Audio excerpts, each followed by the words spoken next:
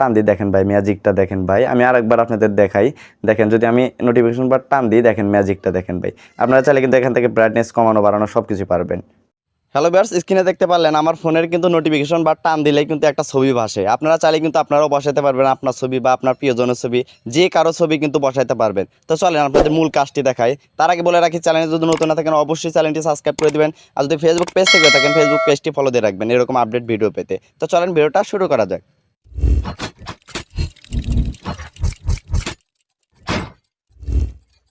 Hello viewers, আমরা কিন্তু বরাবর স্ক্রিনে চলে আসলাম আপনাদের মূল কাজটি দেখানোর জন্য। তো আপনি কিভাবে আপনার ফোনের নোটিফিকেশন বারে আপনার ছবি বা আপনার প্রিয়জনের ছবি সেট করবেন, আজকে কিন্তু আপনাদেরকে সেটাই দেখাবো।